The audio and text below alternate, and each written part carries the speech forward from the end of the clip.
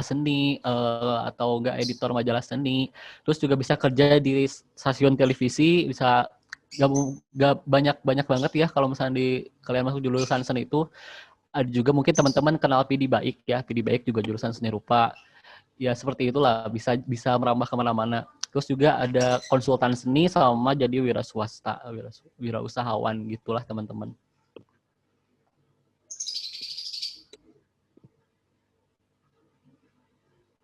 Boleh lanjutkan sama teteh volunteer yang lain. Sebelumnya kenalin dulu ya, nama Teteh Hikmah Nurbaiti. Teteh dari angkatan 51. Di sini Teteh mau ngejelasin tentang seni tari. Untuk seni tari merupakan seni tari adalah seni yang mengapresiasikan diri melalui gerak badan dan biasanya disertai dengan musik. Sewaktu menari, penari mencoba untuk mengapresiasikan beragam pemikiran dan emosi dengan gerakannya. Beberapa jenis tarian juga sering digunakan untuk storytelling atau bercerita. Lalu dalam seni tari juga, fisik sangatlah penting ya. Jadi seorang penari itu biasanya sangat menjaga fisiknya. Bisa next. Untuk mata kuliah di seni tari, yaitu yang pertama ada pengelolaan sanggar tari, di mana kita belajar untuk mengelola sanggar kalau misalkan kita nanti setelah lulus akan membuka sanggar. Yang kedua yaitu ada sejarah tari, ada olah tubuh, kritik tari, pendidik seni di masyarakat, seminar pendidik tari. Untuk seminar tidak hanya belajar untuk pendidik tari, tapi untuk seminar kita belajar di mana kita mengadakan seminar tentang semua bidang seni. Ada proyek seni dan desain, kajian seni dan desain, pengelolaan pendidikan, kurikulum dan pembelajaran. Untuk kurikulum kita belajar karena teteh kuliahnya di bidang pendidikan seni ya, maka teteh belajar kurikulum tentang seni itu gimana sih untuk mengajar nanti di SD, SMP, SMA itu gimana. Lalu desain busana tari, perencanaan pembelajaran tari, tari pendidikan menengah, notasi tari, studi teater, pembelajaran tari. Jadi di seni tari itu nggak hanya belajar tari doang, tapi kita belajar dari busananya, bikin kostumnya, gimana kostum untuk nari ini, nari itunya. Lalu notasi tari. Notasi enggak cuma di seni musik, tapi seni tari juga ada notasinya. Notasi seni tari itu kayak gimana sih untuk gerakan menghadap ke kanan, notasinya seperti apa, menghadap ke kiri seperti apa, muter seperti apa. Ya, bisa di next. Untuk perguruan tinggi negeri dan swastanya, yaitu ada Institut Seni Indonesia. Contohnya seperti ISI Yogyakarta, ISI Denpasar, dan masih banyak lagi ya. Lalu ada Universitas Pendidikan Indonesia, ada Universitas Negeri Yogyakarta, Institut Seni Budaya Indonesia, Universitas Negeri Makassar, Institut Kesenian Jakarta, Universitas Negeri Semarang, dan Universitas Negeri Jakarta.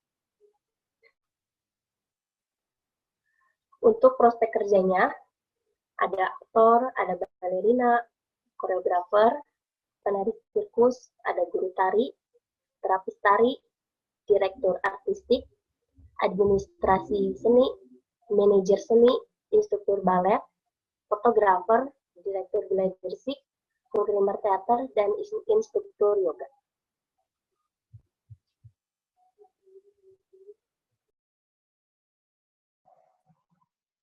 Oke, semuanya perkenalkan, Akang Dendi Septiawiguna, Akang dari Semandak Angkatan 53. Nah, di sini Akang menempuh pendidikan di jurusan Pendidikan Seni Musik. Oke, jadi sekarang Akang bakal jelasin tentang apa itu seni musik gitu. Nah, dari pengertian di sini, seni musik adalah bidang studi yang terkait dengan pengajaran dan pembelajaran musik. Bidang studi ini mencakup semua aspek pembelajaran, termasuk psikomotor, pengembangan kemampuan, kognitif atau pemerolehan pengetahuan, dan afektif termasuk apresiasi musik dan sensitivitasnya. Nah, jadi di seni musik ini bisa dibagi ke dalam 2 kategori gitu. Jadi ada pendidikan seni musik, lalu ada seni musik murni. Yang membedakannya hanya dari mungkin yang lebih menonjol itu perbedaannya dari gelar, terus dari keseharian apa yang dia pelajari gitu.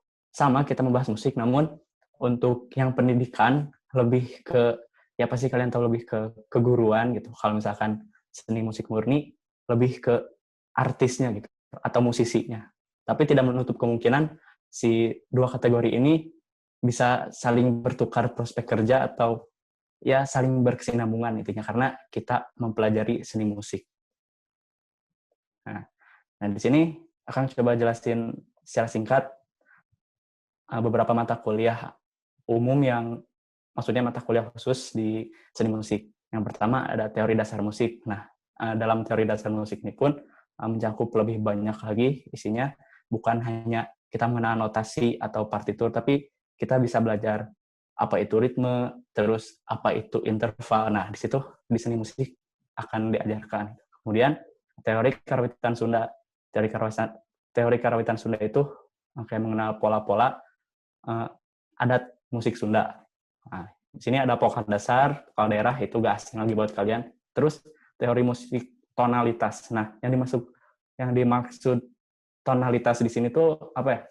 Jadi pengetahuan struktur musik si mahasiswa yang belajar seni musik di sini. Jadi kita mengetahui musik itu memiliki struktur apa saja. Nah, di sini disebut mata kuliahnya tonalitas.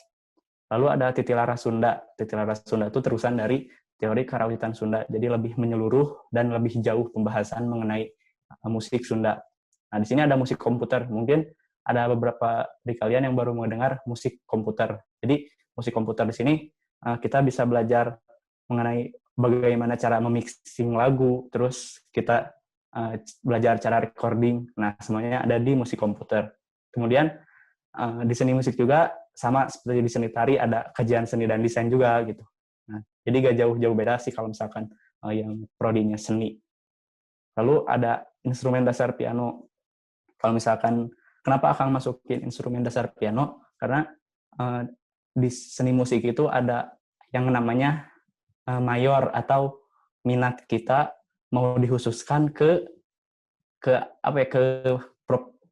istilahnya kayak kita tuh mau konsisten main alat apa. Nah, kebetulan Akang ngambilnya piano. Jadi dari awal semester sampai akhir Akang tuh fokus buat mendalami piano. Tapi tidak menutup kemungkinan kalau kita pingin punya minor atau punya kemampuan di alat musik lain. Dan di seni musik ini nggak dituntut semua mahasiswa harus bisa bermain alat musik, semua alat musik. Jadi kita hanya harus fokus satu selama kita menempuh pendidikan di seni musik ini. Nah, kemudian ada solfege. Kalau solfege ini bisa disebut memberikan kemampuan dalam ini sih bentuk pendengaran solfegio tuh. Jadi kita mendengarkan nada, kita bisa menyebutkan kembali, mengulang atau menebak nada apa yang dimainkan gitu. Nah, kemudian ada mata kuliah harmoni. Nah, harmoni itu jadi gimana cara kita membuat iringan gitu pada lagu-lagu. Jadi syarat kita ingin bisa membuat lagu itu kita harus memahami dulu ilmu-ilmu harmoninya terlebih dahulu seperti itu. Kemudian sejarah musik. Nah, sejarah ini tuh sama sih ya kayak di SMA gitu ada pelajaran sejarah. Dan di seni pun kita tidak akan mengenal seni lebih jauh tanpa mengenal dulu sejarahnya bagaimana gitu. Sehingga seni itu ada. Nah, lalu sini ada filsafat seni, kemudian yang terakhir ada kritik musik. Kritik musik bisa dalam bentuk sebuah penyajian dari mahasiswa, lalu kita mengkritik apa yang sudah disajikan oleh mahasiswa tersebut. Gitu. Nah, untuk perguruan tingginya, negeri swasta ya ini nih, yang di sebelah kiri banyak gitu buat pendidikan seni musik atau seni musik murni. Ada di UNJ, isi pun ada beberapa isi di beberapa daerah gitu, bukan di isi Jogja. Namun yang lebih menonjol untuk seni musik itu di isi Yogyakarta. Terus Unimed, Universitas Negeri Medan, di Universitas Pendidikan Indonesia, ISBI, kemudian Universitas Negeri Yogyakarta atau UNY, di Unila juga ada, Universitas Negeri Lampung, kemudian Universitas Negeri Semarang, UNES. Nah, untuk swastanya ini lebih banyak ke seni murni, kayak di IKJ, terus di Unpas, di Universitas Pelita Harapan, yang kurang banyak didengar orang tuh ini nih, Sekolah Tinggi Seni Musik Bandung itu. Nah, kemudian yang terakhir ada Sekolah Tinggi Konservatori Musik Indonesia. Bisa dilanjutkan. Nah, ini untuk prospek kerjanya ya. Jadi banyak orang yang beranggapan kalau misalkan dari jurusan seni musik itu cuman bisa jadi penyanyi, kalau gak jadi penyanyi, jadi musisi. Nah, ternyata lebih luas lagi prospek kerjanya. Ini pun belum semuanya gitu ya, yang akan masuk itu cuman beberapa juga.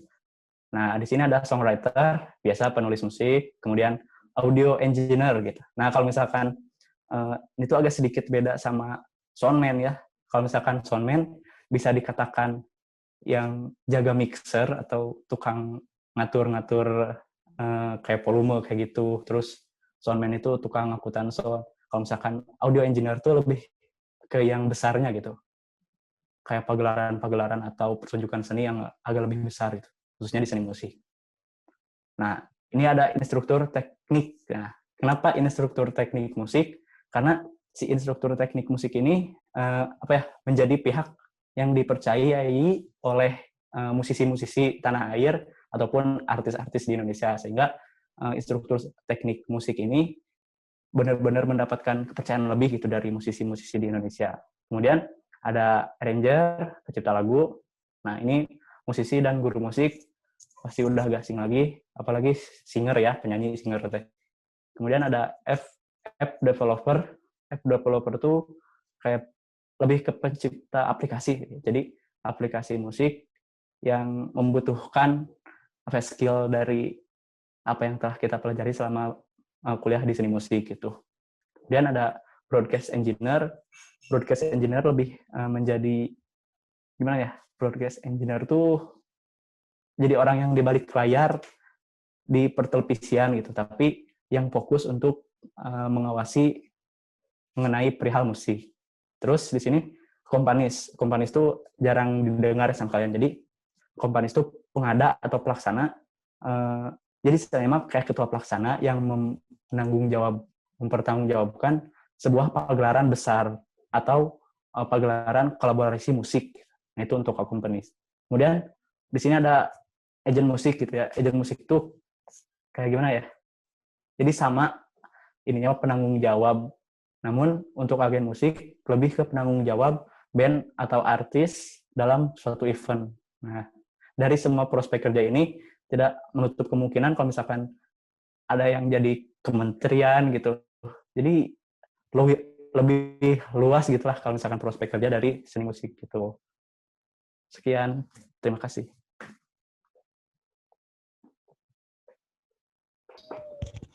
Cek. Ada suaranya nggak? Ada, Kang. Okay. Selanjutnya tadi udah pemaparan dari rumpun seni ya. Sekarang kita masuk ke desain. Nah, teman-teman kan sering dengar seni itu berkaitan sama desain gitu. Kalau misalnya ada seni pasti bisa ada desain juga gitu. Jadi kalau misalnya di fakultas juga ada fakultas seni rupa dan desain. Nah, jadi sebenarnya apa sih yang membedakan seni dan desain? Bisa dilihat dari pengertiannya. Sekarang kita coba masuk ke pengertian desain ya. Yang paling populer itu pengertian desain itu ada yang mengungkapkan bahwa design is to design a design to produce a design. Jadi desain ini diartikan sebagai artinya kan mendesain untuk menciptakan sebuah desain. Pasti pusing kan? Nah, istilah desain ini dari penjabaran di atas itu dapat diartikan sebagai hasil karya manusia yang berfungsi sebagai pemecahan masalah serta memudahkan masyarakat penggunanya dalam melakukan proses kerja. Ya, jadi desain itu diartikan sebagai pemecahan masalah. Kalau misalkan di seni mungkin yang ingin dicapai adalah dari segi keindahan ya, estetika, entah itu seni musik, seni tari, seni rupa, semuanya berkaitan dengan estetika rupa, estetika gerakan, estetika suara. Jadi berkaitan dengan keindahan, dan yang dicapai pun fungsinya adalah fungsi estetis untuk menampilkan kesan indah. Nah, kalau misalnya di desain itu, selain dari fungsi estetisnya, tapi yang paling utama itu adalah fungsi ergonomis. Kalau misalnya fungsi ergonomis itu lebih ke fungsi pakai. Nah, buat teman-teman yang mau masuk jurusan desain itu lebih diarahkan untuk menciptakan si fungsi dari fungsi pakai ini. Nah, di desain itu ada apa aja sih sebenarnya? Boleh di next, Kang? Nah, yang pertama itu ada desain produk. Nah, buat teman-teman yang mau masuk desain produk ini sebenarnya apa sih? Nah, desain produk ini terkait dengan benda pakai berbasis kenyamanan manusia sebagai pengguna dan perkembangan prinsip-prinsip industri yang melingkupinya. Jadi kalau misalnya di desain produk itu lebih mengarah ke pembuatan produk industri. Nah, produk industri itu artinya yang dibuat secara massal, melalui konsep berpikir desain, sama itu dibuat menggunakan mesin dengan bantuan alat. Jadi untuk kalian yang mau masuk desain produk, tentunya nanti belajar mendesain suatu produk industri, misalnya bisa sepatu, otomotif, produk-produk pakai gitu, produk-produk pakai yang emang secara industri dibuatnya. Boleh di next, Kang? Nah, untuk mata kuliah yang dipelajari sendiri, sama seperti seni rupa, kita juga belajar rupa dasar 2 dimensi, karena kita harus dalam mendesain suatu produk atau karya itu kita harus tahu dulu rupa dasarnya seperti apa sih secara 2 dimensinya. Terus juga ada rupa dasar 3 dimensi, apalagi 3 dimensinya. 3 dimensi itu kayak lebih mempersiapkan tangan kita gitu dalam membuat karya nanti. Toh kalaupun pakai mesin juga tetap pakai tangan juga kan, bikin prototype segala macamnya. Nah, itu jadi lebih ke pengenalan si tekniknya secara dasar gitu. Terus juga ada dasar seni rupa dan desain, itu berbicara dasarnya seni rupa dan desain, bagaimana kita memahami seni rupa itu, bagaimana memahami desain itu gitu. Terus juga ada mata kuliah gambar, itu gambarnya ada gambar konstruktif, ada gambar teknik untuk membuat sketsa, ada gambar yang memang diarahkan untuk membuat objek semirip mungkin dengan aslinya, itu ada juga. Kemudian ada pengantar rekayasa desain, ada sejarah desain, studio desain produk. Nah, kalau misalnya udah masuk studio tuh udah mulai masuk ke pengenalan material dan lain sebagainya gitu. Terus ada bengkel kerja, itu kalau misalnya kalian desain produk itu pastinya berkaitan sama alat-alat berat ya, alat-alat yang mesin berat gitu, kayak gergaji mesin atau peralatan lainnya yang diperlukan yang emang harus ada standar keselamatannya. Nah, itu belajar di bengkel kerja. Terus material dan proses, belajar mengenai materialnya yang dipakai untuk membuat produknya seperti apa gitu. Terus rekayasa produk, pemodelan digital. Pemodelan digital ini sama juga kayak membuat sketsa di atas kertas, cuman kalau misalnya digital kita membuatnya bisa 3D, bisa mungkin 2 dimensi. Itu belajar juga, kita belajar pemodelan digital. Terus gambar kerja sama juga kayak sketsa, tinjauan desain, manajemen desain, inovasi desain, sama metode penelitian. Kemudian dilanjut, nah untuk prospek kerjanya, sebentar ya.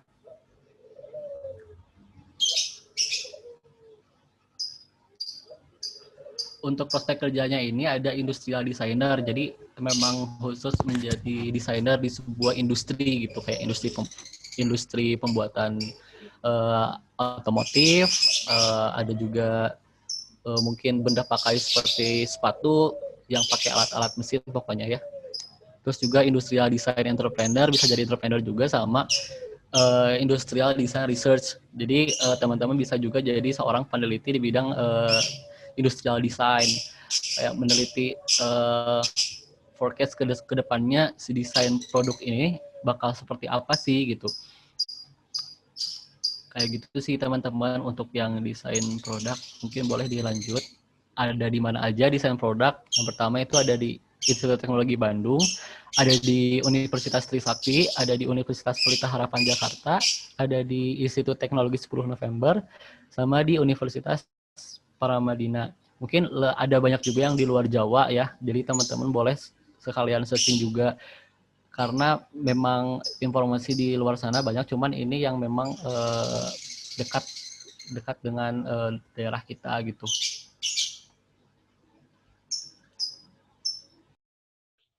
Oke, mohon maaf ya sebelumnya saya off cam karena takutnya sinyalnya mengganggu presentasi screen share-nya.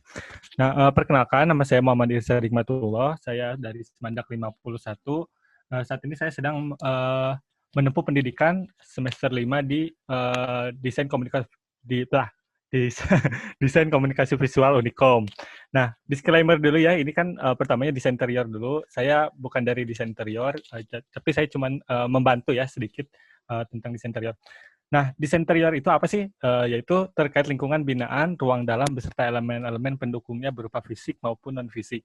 Nah, jadi di desain interior ini, teman-teman dari DI, highlight itu dia bakal mempelajari tentang tentang dimensi di dalam sebuah ruangan gitu.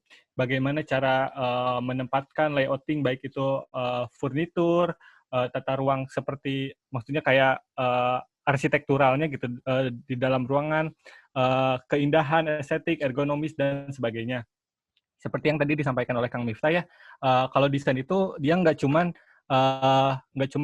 menitik beratkan di estetika, tapi juga di ergonomis, yaitu tentang pakainya. Jadi desain interior juga itu mempelajarinya banyak banget gitu. Nah, apa aja sih? Aduh. Nah, mata kuliahnya yang pertama tadi ya seperti yang lain ada rupa dasar, kemudian gambar, pengantar rekayasa desain, sejarah desain, studio interior. Nah, biasanya di studio interior itu dia kalau di tempat saya di kampus saya itu dia kayak mempelajari cara bikin kursi yang bagus. Terus di kampus saya itu ada patung yang badannya itu ngeliuk-ngeliuk gimana kesana kesini, dan itu tuh sangat istilahnya apa ya, si mahasiswa DI itu dia bukan cuman menentukan oh ini cantik, oh ini patungnya indah, tapi juga harus mempertimbangkan gitu. Apakah patung ini aman jika ditaruh di dalam ruangan? Apakah patung ini begini gitu, dan seterusnya. Kemudian ada prinsip desain interior, desain mebel, ya seperti tadi. Jadi ada juga salah satu tugasnya itu dia membuat furnitur ya, seperti misalkan kursi, meja, dan lain sebagainya gitu. Kemudian tata suara dan cahaya. Nah, tata suara dan cahaya ini dia lebih memungkinkan terhadap elemen-elemen arsitekturalnya, kayak misalkan cara tata penempatan si apa namanya itu ventilasi, terus jendela, lubang pintu dan sebagainya. Kemudian konstruksi dan detail, mungkin di sini lebih menekankan ke ke material-materialnya mungkin ya, material-material yang digunakan dalam penggunaan atau pendesainan interior gitu. Mungkin baik itu elemen furniturnya maupun elemen dasarnya seperti mungkin tembok dan lantai, atap dan sebagainya. Kemudian ada tinjauan desain, material dan warna, teknik presentasi dan interior. Nah, mungkin teman-teman yang suka yang suka belanja ke IKEA atau misalkan ke Ace Hardware, nah itu salah satu mungkin jadi tempat hedonnya, bukan tempat hedon ya, tempat yang suka jalan-jalan lah, yang suka bikin refreshing, anak DI biasanya pada ke situ tuh, pada ngeliat-liat barang-barang atau item-item yang dipakai di desain interior sendiri. Kemudian ada PTN dan PTS-nya ya. Yang pertama ada di TNS Bandung, kemudian ada di Institut Seni Indonesia Denpasar, Universitas 11 Maret, ITB, Telkom, BINUS dan sebagainya. Ini masih banyak ya. Teman-teman bisa cari lebih banyak lagi. Mungkin sebelum lanjut Kang mau nambahin boleh? Mangga Kang. Jadi untuk desain interior ini teman-teman apa sih bedanya sama arsitektur? Kan ada juga kan jurusan arsitektur kan. Nah, kalau misalnya desain interior ini lebih fokus ke mengeksplor ruang dalam ya, ruang dalam yang bisa, bukan ruang dalam itu bukan berarti rumah aja gitu ya, bukan rumah aja, tapi kan kadang juga ada halte yang emang bentuknya tuh sebuah ruang gitu kan, dan butuh tata letak dari barang-barangnya yang ada di sana, kayak ventilasinya juga kan ada juga hal yang seperti itu. Terus juga lebih ke ini sih, lebih ke bagaimana menempatkan si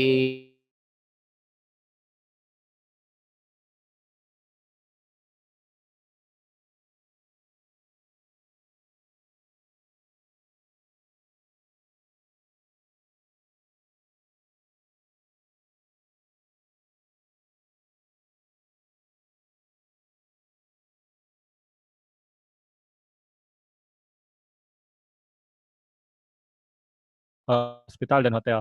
Nah, seperti yang tadi disampaikan oleh Kang Miftah ya, jadi nggak cuman di rumah aja gitu si interior design itu, tapi juga kayak di apa ya istilahnya infrastruktur umum gitu. Baik itu mungkin kayak halte ya, contohnya di tadi ruang publik ya, ruang apapun publik yang ada di ruang gitu. publik. Terus kayak mungkin penataan museum, nah itu juga mungkin jadi salah satu prospek kerjanya si interior designer. Intinya dia itu lebih banyak gitu ya prospek kerjanya dibanding yang ada dicantumin di sini gitu. Nah, moving on ke DKV. Nah, saya saat ini sedang menempuh pendidikan di desain komunikasi visual. Nah, desain komunikasi visual adalah ilmu desain yang mempelajari konsep komunikasi dan ungkapan kreatif, teknik, dan media dengan memanfaatkan elemen-elemen visual ataupun rupa untuk menyampaikan pesan dan tujuan tertentu. Nah, jadi apa sih yang ngebedain istilahnya apa ya, desain sama seni gitu. Nah, jika desain itu mereka itu lebih menyampaikan isi hati, isi curahan emosi. Nah, beda lagi dengan desain, dia itu harus menyampaikan atau menyelesaikan sebuah masalah yang ada di lingkungan gitu. Dan juga harus menitik beratkan juga di estetikanya gitu. Jadi si desain komunikasi visual itu dia base-nya bukan atas keinginan sendiri gitu, tapi dia base-nya akan misalkan brief gitu, atau misalkan Kang Miftah mau bikinin poster. Nah, itu tuh nggak gimana desainernya bikin poster gitu, tapi lebih dikembalikan Kang Miftah bikin posternya kayak gimana, masalahnya apa yang dihadapi, dan si desainernya yang harus menyelesaikan masalah tersebut gitu. Nah, selain di desain komunikasi visual juga sebenarnya ada lagi yang namanya desain grafis ya. Cuman bedanya apa? Kalau di desain grafis itu, kalau di desain komunikasi visual dia lebih fokus gitu, mengkomunikasikannya gitu. Kalau desain grafis dia lebih ke praktiknya. Nah, di mata kuliahnya sendiri nggak beda jauh dengan teman-teman dari desain yang lain, yaitu yang pertama ada rupa dasar, kemudian dasar seni rupa, studio desain. Nah, di studio desain ini dia menjadi salah satu mata kuliah yang jadi prasyarat gitu. Kalau misalkan teman-teman ketika mengikuti studio desain, misalkan di semester ini nggak lulus nih, nah teman-teman tuh nggak bisa lanjut ke kelas studio selanjutnya gitu. Jadi harus lulus dulu di studio 1, misalkan di studio 1, baru dia bisa lanjut ke studio 2, 3, 4, dan seterusnya gitu. Begitu juga dengan gambar, kemudian ada sejarah desain, tinjauan desain, terus ada ilmu fotografi, sinematografi, perfilman ya. Kemudian ada tipografi, ilmu tentang tulisan, teks, tata tulis, kemudian ada ilustrasi, penyederhanaan gambar, kemudian ada animasi, bahasa rupa, desain terapan, dan kerja praktek. Nah, ada beberapa universitas yang menerapkan di desain komunikasi visual itu ada yang peminatan, ada yang semuanya dipelajari gitu. Kalau di kampus saya itu tuh semuanya dipelajari gitu. Jadi nggak ada peminatan, oh saya misalkan semester ini sampai seterusnya mau ke fokus di sini, oh saya mau di sini, enggak gitu. Jadi itu tergantung lagi ke universitasnya gitu atau perguruan tingginya. Nah, biasanya yang ada di pengembangan multimedianya itu yang peminatan pertama ada di animasi terapan, kemudian ilustrasi terapan, fotografi, filmmaking, game development, web design, dan mata kuliah aplikasi gitu. Biasanya kalau mata kuliah aplikasi dia lebih mendalami kayak misalkan mungkin kayak Photoshop, Illustrator, kemudian Premiere dan sebagainya gitu. Nah, kenapa sih mungkin teman-teman kayak, kok desain belajarnya gitu doang, nggak ada yang berat-beratnya gitu. Kayaknya seru ya. Nah, sebenarnya kenapa kayak gini? Balik lagi ya, mata kuliah dari rumpun seni dan desain itu dia lebih fokus ke ilmu kreatif gitu. Jadi bukan fokus di otak kiri yang bermain logik, tapi lebih fokus di otak kanan, yang mana pengembangan cara kita menyelesaikan masalah dengan cara yang kreatif tadi ya. Nah, PTN-PTS yang adanya apa aja sih? Pertama, yang mayoritas DKV yang ada di Indonesia itu datangnya dari ITB ya, dari Fakultas Seni Rupa Desain di ITB. Kemudian ada di ISI, di UPI, di USM, di ITS, dan beberapa universitas swasta lainnya, yaitu yang pertama ada di BINUS, di IKJ, Trisakti, Unpas, Telyu, Unikom, ITENAS, UPH, dan Nusa Putra. Jadi kalau misalkan teman-teman mau masuk DKV ini tertarik ke DKV dan misalnya nggak mau jauh dari Semandak ke Nusa Putra. Nah, kurang lebih, di prospek kerjanya nih. Pertama ada desainer grafisnya sendiri ya, terus kemudian ada ilustrator, animator, fotografer, editorial. Nah, jadi si editorial itu dia lebih fokus ke layouting gitu. Baik itu misalkan contohnya kayak buku, misalkan teman-teman mau desain buku, terus misalkan cover, bikin majalah nih, terus misalkan bikin buku tahunan itu bisa. Kemudian ada konsep artis. Nah, konsep artis ini dia itu lebih mendesain atau melakukan penggambaran mengenai konsep sebuah proyek gitu. Misalkan ilustrasi di film itu biasanya pakai konsep artis. Kemudian ada sinematografer atau sineas, dikenalnya biasanya filmmaking gitu ya. Nah, apa aja? Misalkan dia bisa jadi sebagai sutradara bisa, jadi kameramen bisa, jadi editor bisa. Pokoknya hampir semua yang ada di sinematografernya dia bisa masuk gitu.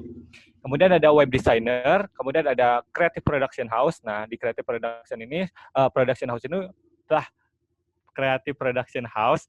Nah, itu tuh yang paling umum gitu. Di si lulusan DKV itu dia bikin creative production house. Apa sih creative production house itu?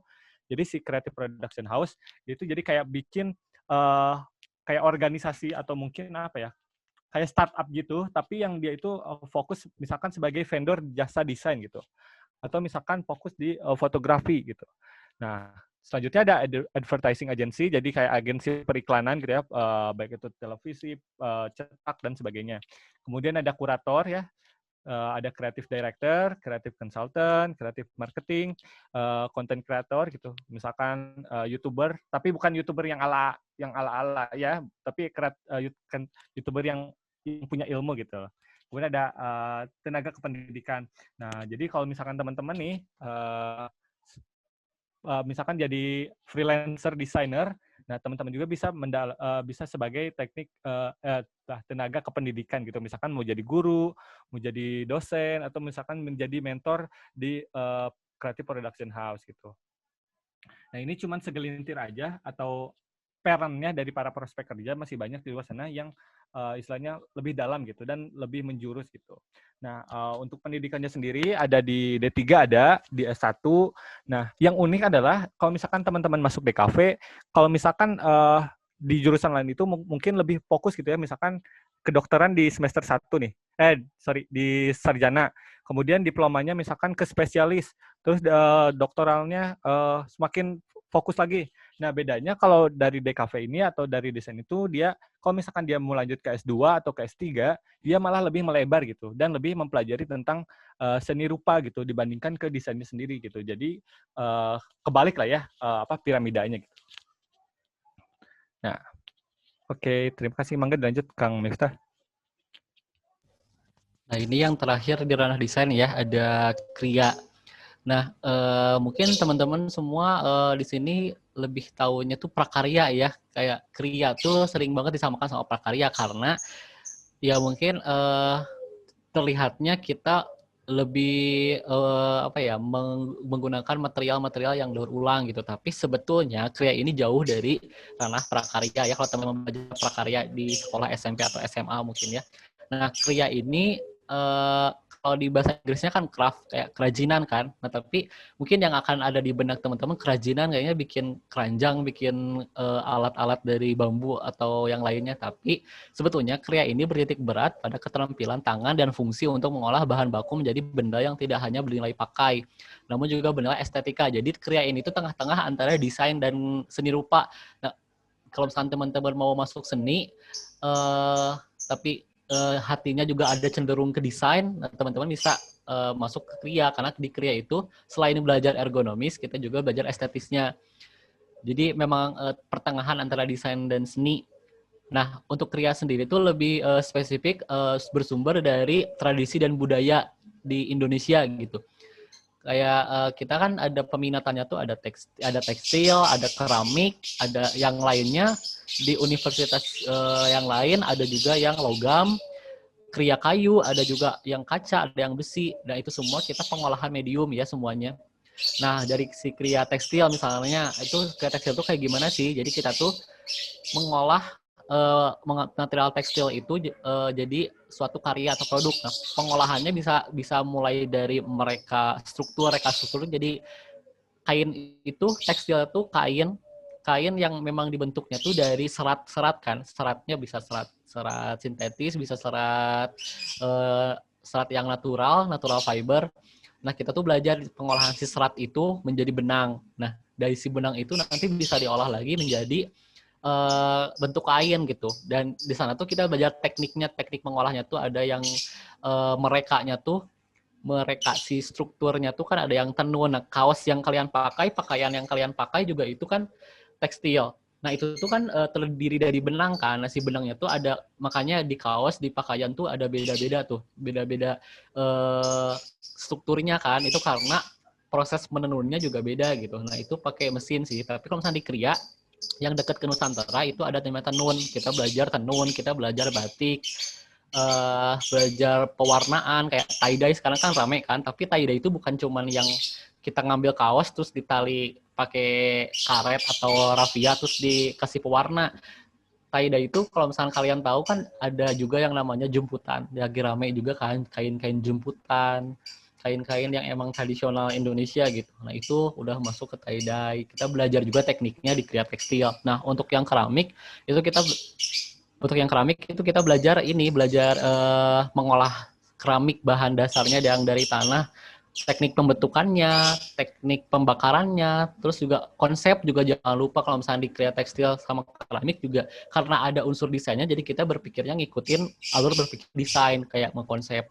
Nah, untuk mata kuliahnya sendiri, yang pertama itu sama seperti yang desain lainnya, ada rupa dasar, ada gambar, belajar gambar juga, ada antara rekayasa desain, studio kriya. Di studio kriya kita itu belajar mengenai kriya itu lebih dalam gitu. Terus juga pengetahuan bahan dasar kriya yang tadi antara tekstil dan keramik, mungkin juga ada kayu, ada logam, dan lain sebagainya. Terus juga ada teknik presentasi, karena kita kan kalau desain kan lebih ini ya, nanti outputnya kita ketemu klien. Terus juga ada belajar estetika Nusantara, karena tadi aku bilang berkaitan banget sama Nusantara, sama Indonesia. Ada metodologi desain, ada penelitian, ada reka struktur yang tadi aku sudah sempat jelasin, ada celup lintang, pattern drafting, fashion research, studio keramik, dasar keramik, teknologi pembuatan, pembakaran, sama keramik dekorasi. Itu segelintir aja. Nah, kita juga di kriya untuk yang peminatan yang ngambil tekstil, itu kita ada mata kuliah fashion, kita juga belajar fashion. Nah, sebenarnya apa sih bedanya kriya tekstil dengan tata busana?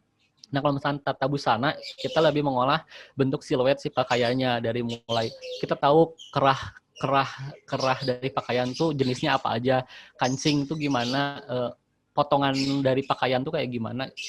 Belajar fashion juga. Nah, kalau misalnya di kriya itu kita lebih ke materialnya, ngolah si material untuk pembuatan si kainnya itu dari awal tuh pakai dexterity, karena di kriya itu pakai keterampilan tangan juga. Jadi lebih ke arah pengolahan material sih, kayak batik juga kan diolahnya dari kain polos sampai jadi berwarna, nah lebih ke situ. Tapi kalau misalnya di tata busana mungkin batiknya yang udah jadi batik, tapi lebih diolah ke si batik itu jadi pakaian apa gitu, teman-teman. Nah, untuk PTN sama PTS-nya itu ada, kriya itu ada di ITB, ada di Telkom, ada juga di ISI Denpasar, ISI Jogja, ISI ada juga di Aceh, ada banyak pokoknya. Ada juga di ISBI, terus juga di UNY. Kalau misalnya di UNY ini krianya lebih ke pendidikan, jadi diarahkan untuk menjadi staf pengajar di bidang kria nantinya. Nah, ini prospek kerjanya. Yang pertama, fabric designer itu mendesain material kain, mengolah gitu. Fashion designer, konsultan desainer, seniman kria. Kalau seniman kria itu lebih dekat-dekat ke arah seni rupa, tapi mengolah materialnya tuh mengolah material keramik atau tekstil atau juga material logam atau material yang lainnya yang di ranah kria. Terus interior fabric designer itu juga bisa kita collab sama anak-anak desain interior untuk membuat desain si produknya dari si fabric yang sama anak-anak kria kerjain gitu. Terus bisa jadi wirausahawan, bisa jadi konsultan kria, bisa jadi peneliti sama kerja di instansi pemerintah, mungkin di badan ini di Kementerian Pariwisata juga bisa, banyak juga yang ke sana. Nah, sekarang kita masuk sastra ya. Silakan volunteer dari sastra, dipersilakan. Halo teman-teman semua, selamat pagi.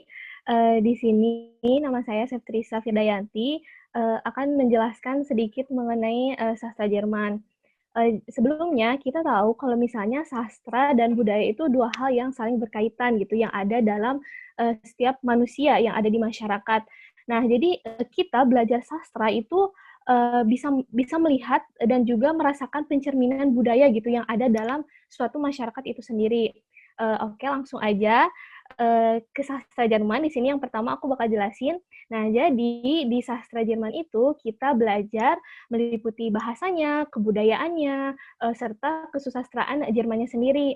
Nah, biasanya kan kalau misalnya di bahasa Inggris juga kita sama ya, belajar membacanya, menulisnya, mendengarkan. Nah, di sastra Jerman juga sama.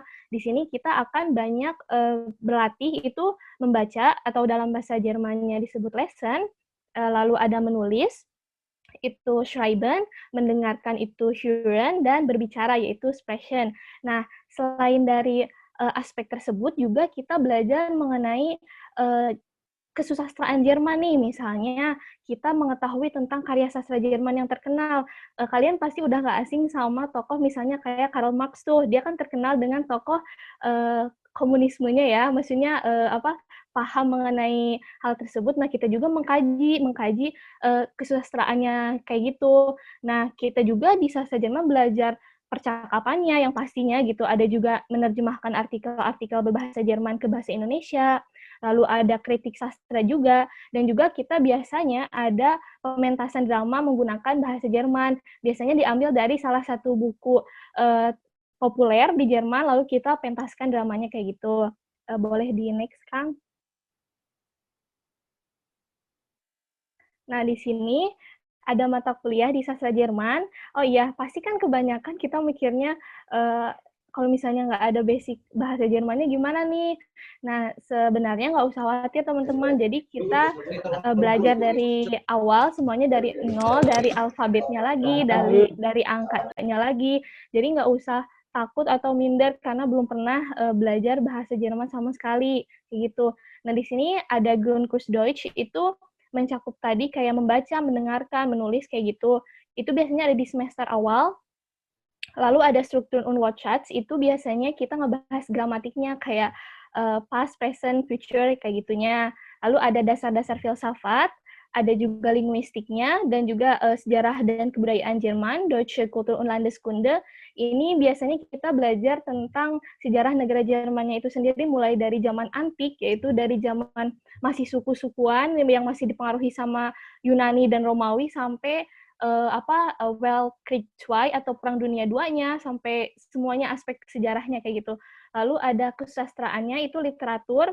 Kita belajar dari zaman literatur dari awal sampai modernnya kayak gitu. Lalu ada juga kebahasaannya.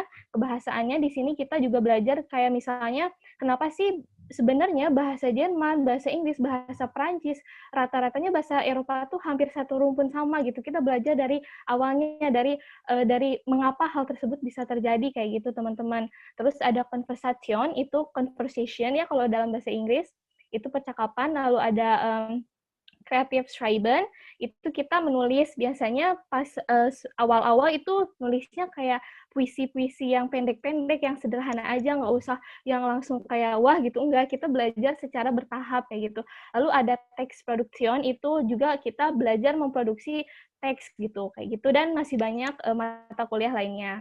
Nah, di sini ada perguruan tingginya, ada negeri dan swasta. Yang ada sastra Jermannya itu ada Universitas Indonesia, ada Universitas Negeri Surabaya, Universitas Pajajaran, Universitas Negeri Malang, Andalas, ada Erlangga, ada Samratulangi, dan Sekolah Tinggi Bahasa Asing Yapari, kayak gitu.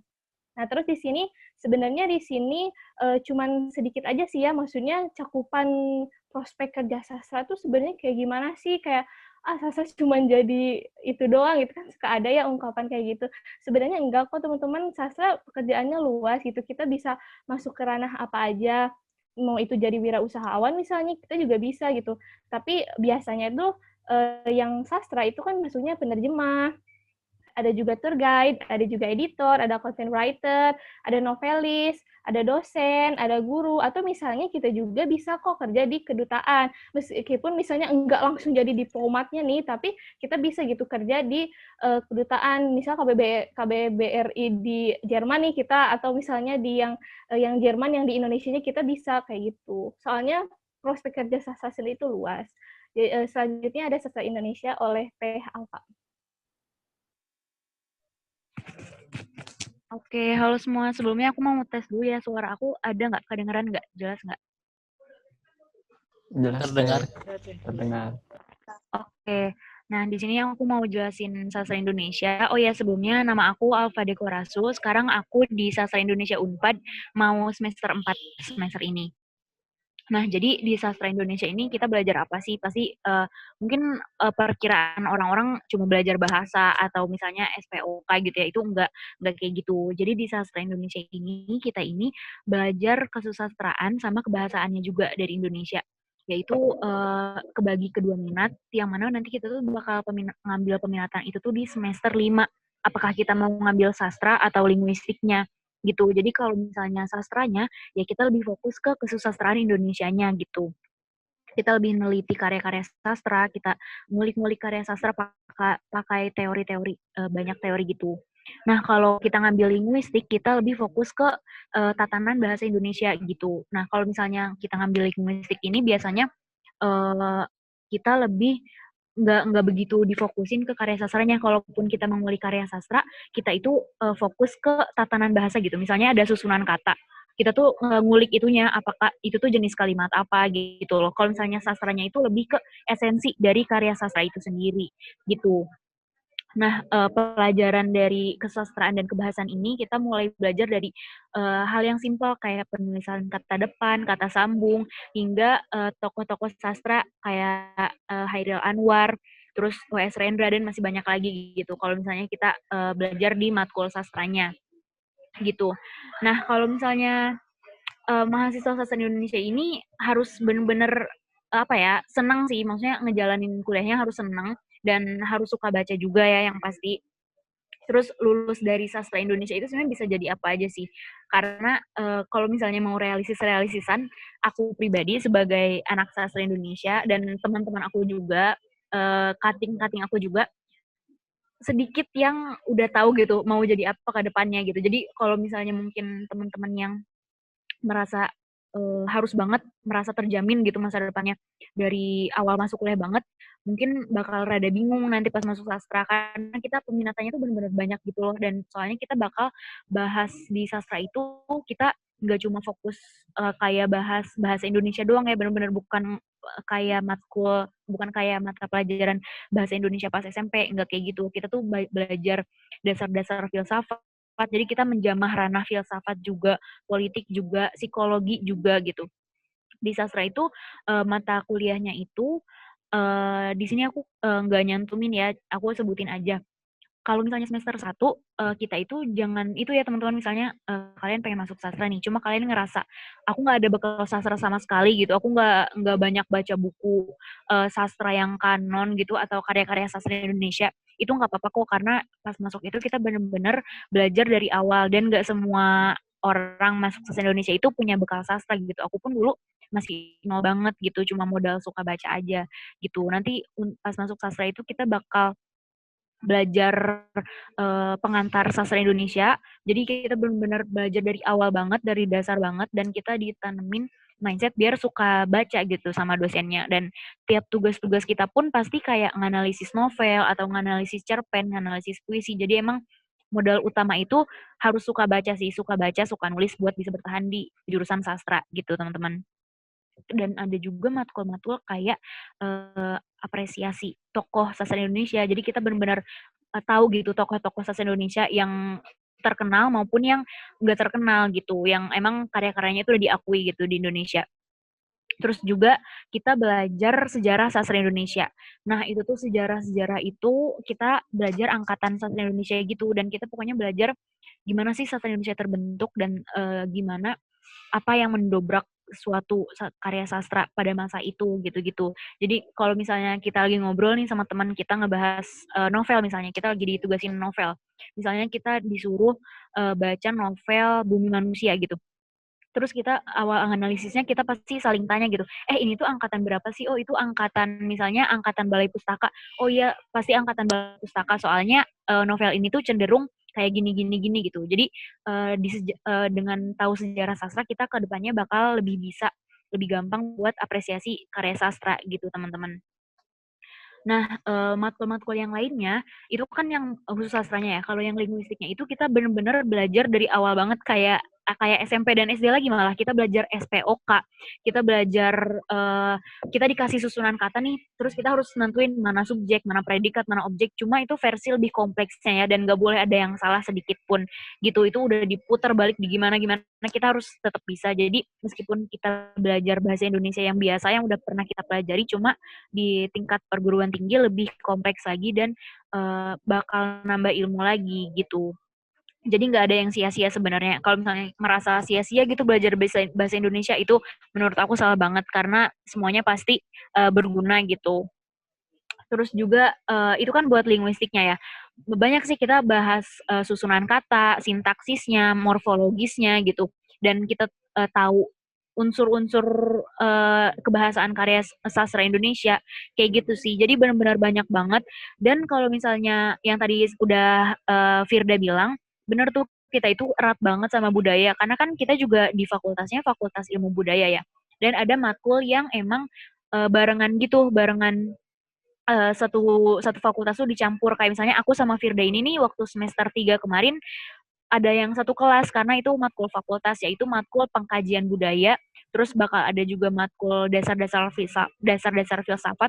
Jadi benar-benar seru banget, bukan cuma belajar bahasanya doang, cuma kita benar-benar belajar budaya, belajar filsafat. Dan yang serunya itu nanti kalau di jurusan aku bakal ada pelajaran psikolinguistik. Jadi gimana caranya kita nge-scan orang, maksudnya cara kita tahu psikologis orang dari apa yang dia omongin, dari susunan katanya, dari retorika yang dia pakai gitu. Jadi yang tadi aku bilang tadi, benar-benar menjamah banyak banget.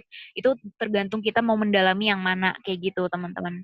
Terus juga ada sastra anak. Jadi kita itu seru banget sastra anak. Jadi nanti di semester 5 atau 6 gitu kita ada pilihan matkul sastra anak, dan itu lucu, itu kita belajar bikin dongeng anak kecil yang mana dipikirnya gampang, cuma susah banget karena bakal ada cara-cara pendekatan ke anak kecil, bahasa mana yang bisa mudah dipahami sama anak kecil dan mana yang bisa sulit diterima gitu. Jadi kita benar-benar belajar banyak banget sih. Terus selain karya sastra kayak tulisan-tulisan, kita juga belajar film di sini. Kita ada mata kuliah apresiasi film Indonesia.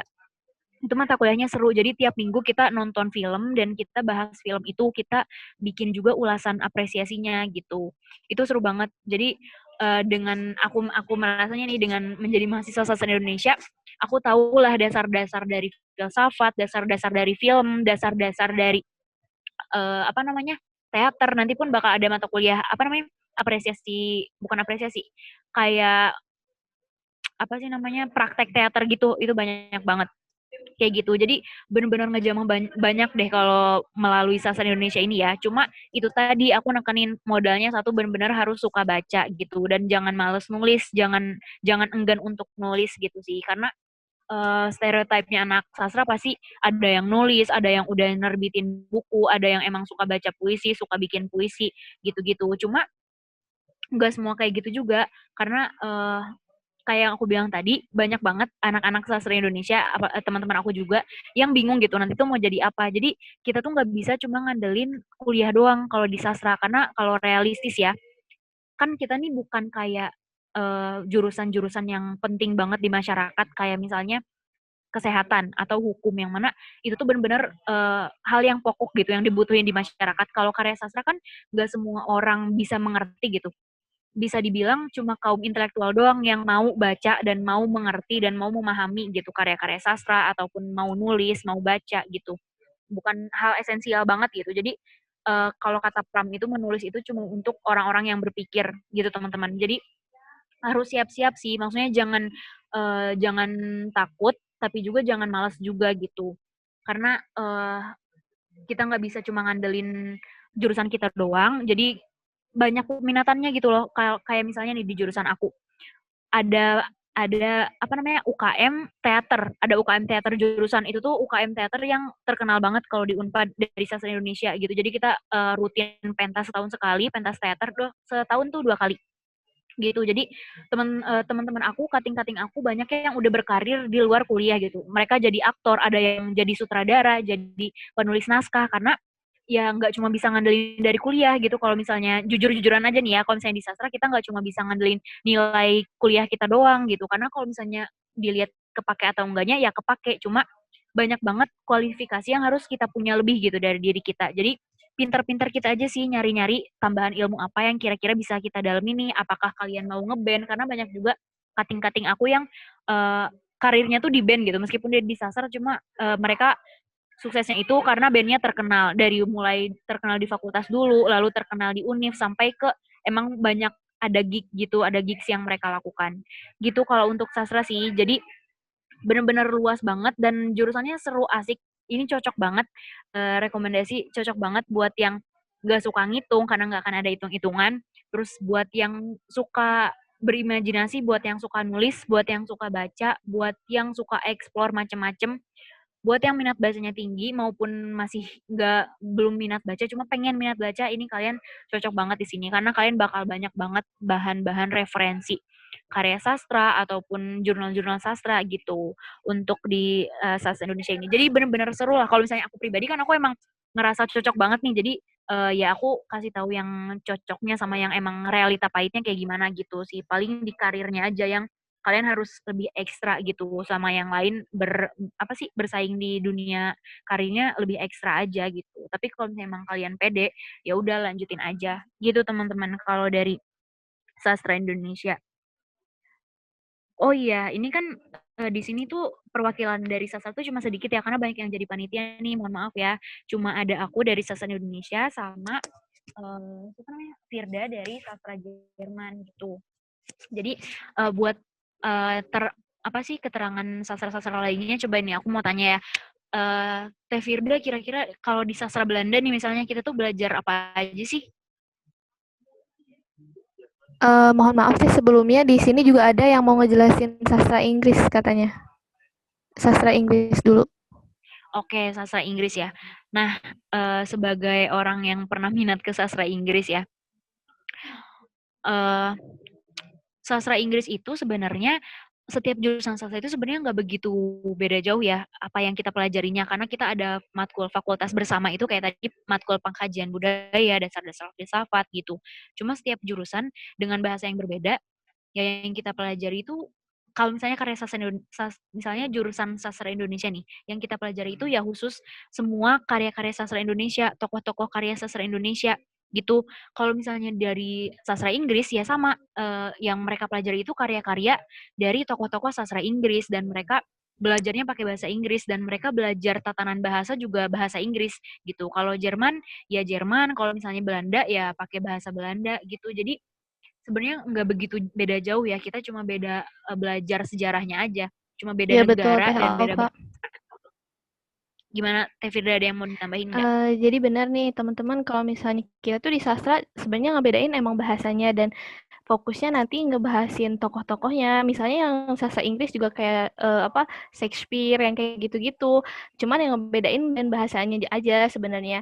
Dan sebenarnya kalau misalnya kalian yang emang niat buat belajar bahasa baru, kayak misalnya sastra Prancis atau Belanda, ya sama aja nanti juga kita ngulang lagi dari awal gitu. Gak harus bener-bener kayak aku takut minder karena belum pernah belajar. Enggak kok gitu, kita belajar semuanya dari awal lagi.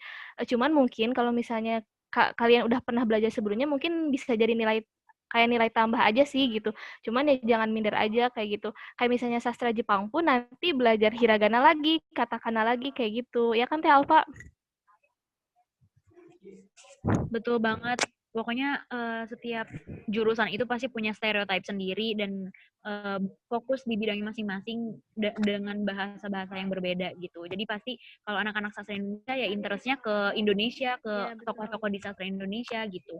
Kalau anak-anak sastra Jepang ya mereka interestnya di Jepang, kebudayaan Jepang gitu. Mungkin cukup sih Kang Miftah buat pemaparan materi karya sastra, buat pemaparan materi dari rumpun sastra. Mungkin nanti bisa dilanjut kalau ada yang mau bertanya. Gimana Kang Miftah? Mungkin langsung ke tanya jawab aja ya, biar teman-teman mentinya siapa tahu masih penasaran gitu sama jurusan-jurusan yang tadi udah dipaparin sampai sastra juga. Boleh ya menti teman-teman dari angkatan 54 udah dibuka sesi tanya jawabnya. Boleh nih teman-teman yang mau bertanya. Langsung open mic aja atau Kang Irsyad mungkin sambil diliatin yang itu ya, oh, ya. Kang Irsyad. Nih, jadi Kang Miftah dulu atau saya dulu? Oh ya. Jadi ini tadi di awal belum dijelasin ya kalau misalkan masuk jurusan seni rupa, seni musik, seni tari itu kita ada pakai portofolio kalau misalkan lewat jalur Kang Irsyad langsung ke TPB aja yang itu. Kalau misalnya di mau masuk seni rupa, desain, seni tari, seni musik, itu tuh kita pakai portofolio. Nah, portofolionya apa aja sih? Nah, portofolio tuh kita nanti akses akun LTMPT ya, teman-teman anak 54 nanti akses akun LTMPT. Nanti kalau misalnya pilih mau daftar ke jurusan seni atau desain, itu tuh ada portofolio yang harus dibuat sebagai salah satu syarat wajib untuk masuk ke jurusan itu. Nah, kalau misalnya di seni tari itu portofolionya biasanya video ya Teh Hikmah ya. Kalau misalkan di biasanya di seni tari itu pakai videonya itu biasanya mintanya dari tiap unit tuh mintanya dua video dengan tarian yang berbeda-beda. Nah, terus kalau misalnya di seni musik itu juga bikin video, ya kita main musik. Terus kalau misalnya seni rupa atau desain kita gambarnya gambar still life nih. Ini contoh still life itu yang makanan. Contohnya Kang Irsyad boleh ditunjukin pakai kursor. Gak bisa ya? Makanan itu yang gambar makanan itu still life. Terus juga yang tadi teman-teman kan tahu rupa dasar ya. Rupa dasar itu yang kotak-kotak. Di mana tadi? Rupa dasar. Nah, ini kalau di seni rupa kita kayak gini lah tugasnya kurang lebih. Boleh di next, Kang? Seru banget, gengs. Nah, ini seni rupa ya. Terus kalau misalnya di Kria, kira-kira tugasnya kayak gimana? Boleh di next, Kang? Nah, ini kalau di Kria ya, kita bikin produk tapi nggak industri gitu base-nya. Kayak emang keterampilan tangan. Kita yang tekstil juga tuh belajar fashion, terus itu ada keramik juga, terus itu juga kita produk Kria, belajar produk Kria. Boleh di next lagi, Kang? Nah, ini di kafe ya, di kafe. Terus ini desain produk, tugasnya kayak gini kurang lebih. Sama satu lagi interior ya. Interior. Nah, ini interior kayak gini nanti tugasnya. Nah, kalau misalnya di data kan rata-rata ada banyak gambar tuh, banyak banget yang kita gambar-gambar. Tapi sebetulnya teman-teman kalau misalkan mau masuk jurusan seni atau desain itu, teman-teman nggak usah bisa gambar. Kayak sama tadi kayak sastra. Sastra juga kita nggak usah terlalu memaksakan diri untuk bisa. Karena kan aku ngutip omongan dari dosen juga, kita tuh kuliah untuk bisa gitu. Kalau misalnya udah bisa ya ngapain kuliah gitu. Jadi memang banyak yang kasusnya memang dari nol, dari gak bisa gambar, kemudian dengan pembelajaran di kuliahan jadi bisa gambar seperti ini hasilnya gitu. Sama juga sih prinsipnya mungkin di jurusan lain juga pasti sama, di sastra juga sama gitu. Mungkin itu sekelas aja sih soal si ini. Coba karena Sambil kita ya? berburu waktu ya, kita berburu Sok ada waktu yang mau nanya. Ini sambil ngeliatin Ya, tugas-tugas. sambil ngeliat tugas juga teman-teman. Sok mangga mau sambil itu. Kalau mau cepat langsung aja open mic gitu ya. Ya. Gak apa-apa kalau misalnya videonya nggak di ini. Kalau Jadi, gak apa-apa motong juga ya. Ini aku sambil jalan ya. Ini salah satu tugas studio aku. Nah ini tuh tugas UAS ya. Sorry ini berantakan karena emang aku juga ditegur sama dosen aku. Katanya, ih nggak rapi nempelnya. Ya ini aku ngerjainnya cuman 3 hari 3 malam. Ngerjain ini 101 ide tentang tentang cendrawasih gitu. Nah, ini ini bikin animasi ya. Nah, kenapa ada Baymax sih? Emang tugasnya boleh masukin Baymax. Nah, di rumpun kreatif ini kita bisa memasukin apa aja yang kesukaan kita gitu. As long as itu tujuannya tercapai, ya nggak apa-apa. Aku suka Spider-Man, aku masukin Spider-Man gitu. Nah, kayak gini ya. Tuh ada Spider-Man, ada Baymax. Nggak ditanya sama dosen itu kenapa ada Spider-Man, nggak ditanya karena tujuannya tercapai gitu. Kang Irsad, ini ada pertanyaan punten Gimana tuh? Mangga. dari Irfan Primanda. Dia bertanya membuat komik masuknya kemana Kang? Nah, ini seru ya. Nah, jadi komik itu salah satu produk dari mata kuliah salah satu mata kuliah dari ilustrasi. Nah, di ilustrasi ini kita bakal belajar kan kalau di menggambar itu lebih mempelajari tata cara menggambar dengan cara realis gitu. Jadi sesuai dengan apa yang kita lihat gitu. Sorry. Nah ini contohnya nih. Misalkan kita kalau misalkan menggambar itu, kalau misalkan kita bikin kepala orang, ya harus mirip gitu. Kayak misalkan matanya, alisnya gitu. Bedanya kalau ilustrasi dia lebih sederhana gitu. Kayak misalkan di webtoon gitu ya. Nah, itu tuh salah satu produk dari ilustrasi gitu. Dan kalau misalkan teman-teman mau bikin komik, itu bisa belajar di mata kuliah ilustrasi. Dan ada penjurusannya gitu. Jadi teman-teman kalau bisa sebelum nanti cari-cari universitas di mana, cari tahu dulu gitu. Apakah di universitas itu ada penjurusan di peminatan khusus atau enggak gitu. Kalau yang ada itu kalau nggak salah di Telkom itu ada penjurusan ke ilustrasi kalau nggak salah. Game juga ada gitu. Gimana Kang Irfan? Terjawab? Ayo bertanya lagi. Ayo bertanya lagi, ini manfaatkan ya Karir Day ya. Ya mangga. Nah ini ada yang bertanya lagi nih dari Putri. Ya nggak apa-apa. Kalau mau jadi director film atau sutradara berarti masuknya jurusan perfilman. Gimana Kang Irsad? Oke, izin menjawab ya. Jadi di director film emang sebelumnya emang ada jurusan perfilman ya, itu di Unpad salah satunya itu televisi dan film. Itu lebih masuk atau lebih fokus di dunia perfilman gitu, cara mendirect, cara acting, penulisan skrip dan sebagainya gitu. Bedanya apa kalau di DKV? DKV itu lebih ke teknisnya gitu.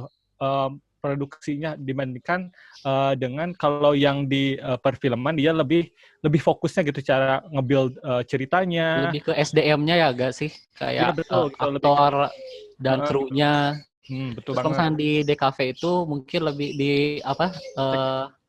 teknis aja kayak visual si filmnya, mungkin animasi lebih mendekati ya. Betul banget tuh.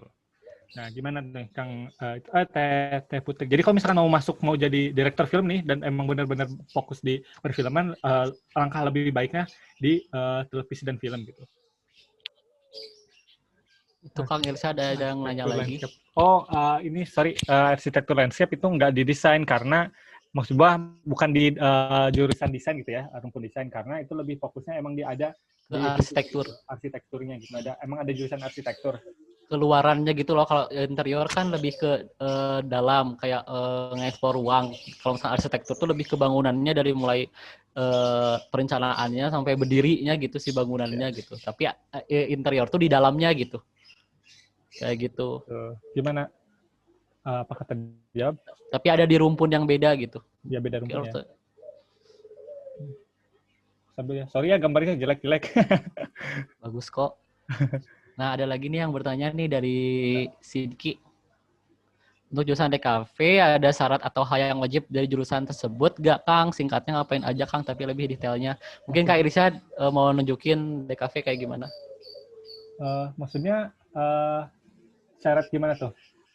Mungkin kalau misalnya syarat nggak ada ya, nggak ada yang ini. Nggak ada ya. Yang penting kalian punya basic gambar, tapi nggak usah terlalu bagus gitu.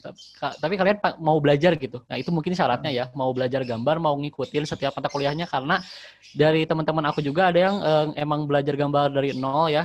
Tapi dengan mengikuti mata kuliahnya, karena itu mata kuliahnya udah didesain untuk mencapai capaian tertentu, kalian jadi bisa sesuatu.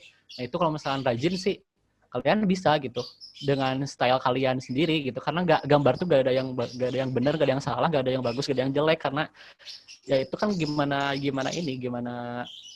konsep yang dibawain juga gitu, kayak gitu. Betul. Terus apa tuh ada singkatnya ngapain aja Kang Irsyad? Ngapain aja? Ngapain aja ya.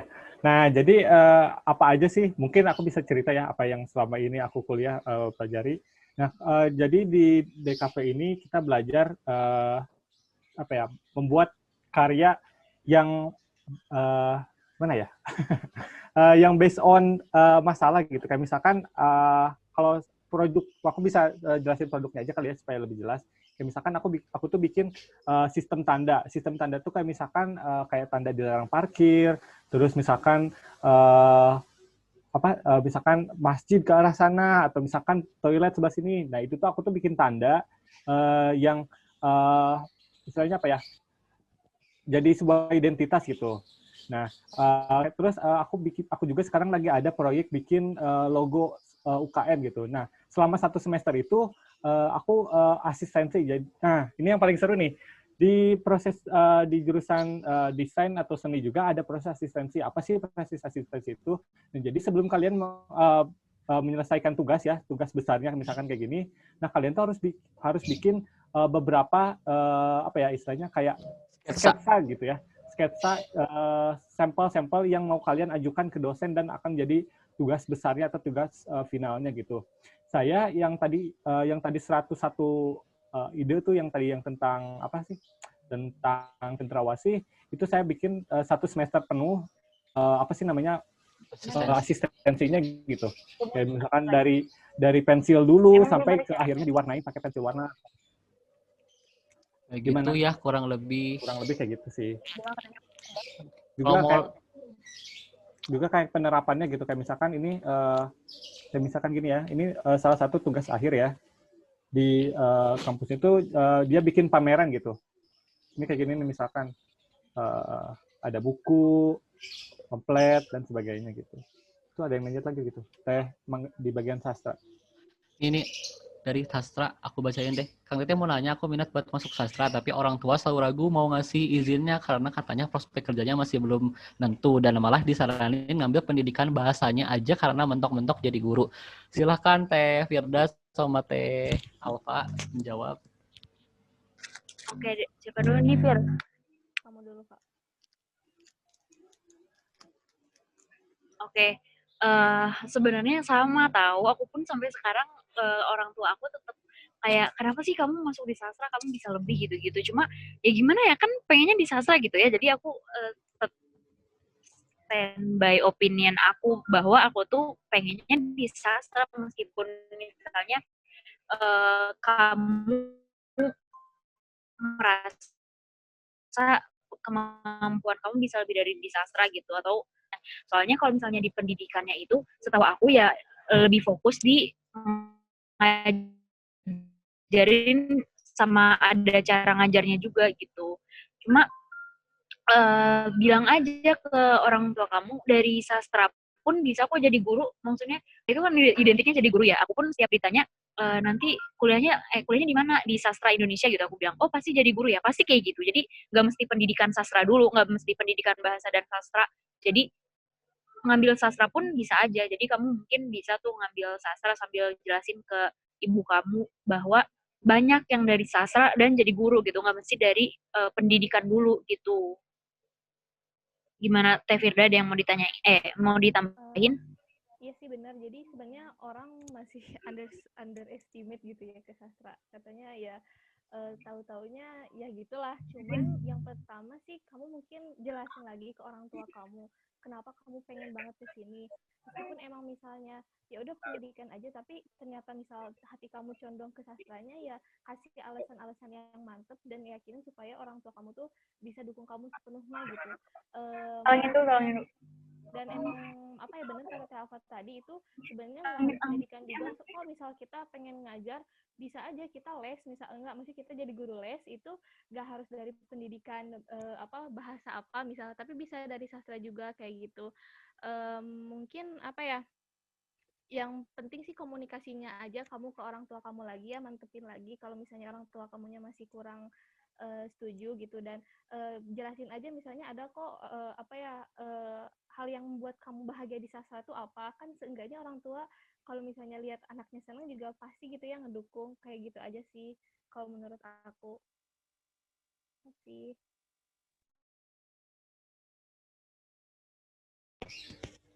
Ya, gitu ya teman-teman. Ini udah 10:08. Kita selesai 10:12. Kalau misalkan ada pertanyaan, nanti boleh dikasih tahu ke panitia ya, ke Teh Alfa, ke Teh Vini. Boleh juga ke panitia yang mungkin mentornya bisa nanti di forward ke kita volunteer yang hadir di sini. Kalau masih penasaran, gak apa-apa kok. Banyak tanya, banyak nambah ilmu. Jadi nggak penasaran kan kaliannya. Kan kalau jurusan DKV tadi kan ada mata kuliah game development, itu gimana ya? Di screenshot deh. Nah, jadi di game development itu ini berhubung di saya nggak ada ya, tapi yang saya tahu kalau di game development itu dia kayak ngebuat kayak misalkan segala yang ada di game, kayak misalkan karakter, terus kalau misalkan environment atau lingkungannya, kayak misalkan terus juga codingnya, musiknya dan sebagainya gitu. Jadi nggak cuman kayak bukan main game ya, game development itu, tapi ngebuat gamenya gitu. Dan juga kayak cerita-ceritanya gitu. Misalkan game ini tuh mau tentang apa, terus misalkan level-levelnya, terus misalkan karakternya ada apa aja dan sebagainya gitu. Dan basicnya itu dari game development itu ke kayak tadi ya, kayak misalkan penjurusan-penjurusan kayak tadi, misalkan ada ilustrasi, di situ kayak bikin karakter dan sebagainya gitu. Jadi banyak banget hal yang dipelajari di game development gitu, nggak cuman bikin karakter, tapi juga yang lainnya gitu. Gimana? Kalau kamu dikasih kontak boleh nih? Boleh Kang, kalau mau ngasih kontak Akang. Boleh kalau mau nanya-nanya ke volunteernya ya, di DM atau minta kontak ke mentor juga terserah kalian. Kita terbuka kok, nerima chat dari kalian. Soalnya ya kita juga dulu pernah di posisi kalian gitu, bingung cari informasi gitu. Seru banget gengs pokoknya. Betul. Ini udah 2 menit lagi guys. Ayo cepat guys. Terima kasih ya buat teman-teman yang udah ada dari volunteer sampai pesertanya juga. Semoga kalian mendapatkan cita-cita kalian di tahun ini, masuk ke PTN ataupun kemanapun, pokoknya yang emang sesuai sama diri kalian. Dimanfaatkan fasilitas karir day-nya ya, karena ini nguntungin banget buat kalian. Di sekolah lain nggak ada loh, Semandak aja gitu. Ada sih sekolah lain, cuman nggak sebagus Semandak gitu loh. Niat ini ya Kang ya.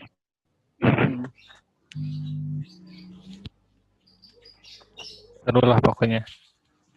Kang Dendi mau ditutup lagi? Sok. Udah kayak Pak Guru itu. Pak Guru maba belum ospek. Ya, jadi kita cukupkan sekian karena kita terbatas oleh waktu, tapi komunikasi kita tidak akan terbatas ya. Jadi silahkan menghubungi melalui mentornya mungkin nanti, atau ke Akang juga boleh. Nanti Akang bantu untuk menghubungi kalian ke volunteer yang ada di seni, sastra, dan budaya. Mungkin kita tutup perjumpaan kita pada sesi 1 seni Rumpun Seni Sastra dan Budaya.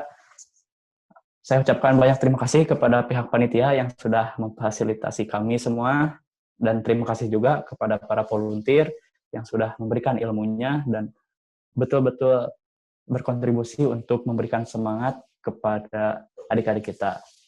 Terima kasih kepada semua peserta yang sudah mengikuti sesi ini. Saya tutup. Akhirul kalam, billahi taufiq wal hidayah. Assalamualaikum warahmatullahi wabarakatuh. Waalaikumsalam warahmatullahi wabarakatuh. Makasih banyak semuanya.